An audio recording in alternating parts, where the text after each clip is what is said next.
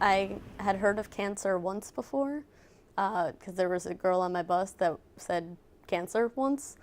I knew it was bad. I never really understood, at the time when I was told you have leukemia, I didn't understand the extent of what that meant.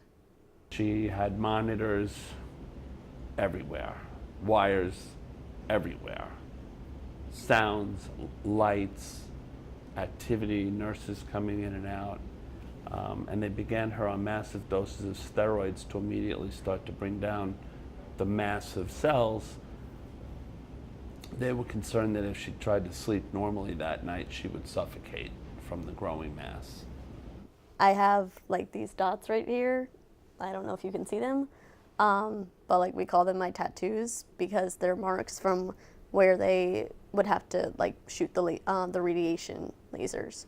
So I had that mask on, and everybody would leave the room, and then all of a sudden, they'd count to 3. They'd say, "Hold your breath," so I don't move, and they would just shoot the beams. And I didn't feel anything, and it'd be done in like 5 minutes. I do have a learning disability because of the radiation, and that's hard sometimes because I will study for hours and hours and hours, and then I'll still get a terrible grade on the test. So it's kind of like I have to put in twice the same amount of effort as, some other people I know to get a very decent grade, not even a good grade. So sometimes it makes me scared that maybe I won't be able to, maybe succeed on certain tests, and I'm pretty confident I'll get a job, hopefully. For the majority of the time that I was on treatment, once they discovered what it was, and until I was about 14, I had to use crutches or a wheelchair. Sometimes I could walk independently just because it caused me a lot of pain. So that was a little hard because I was always like very secluded from my peers. It hasn't really stopped me from partaking in the things that I want to partake in. When I was 12 and I was told if I was told I'd come to a university this big, I'd be like, that's funny. I could never walk that far.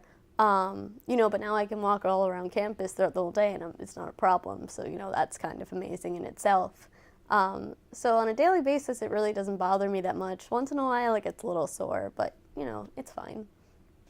They told me when I found out about my hip that I wouldn't probably, be able to play sports in high school.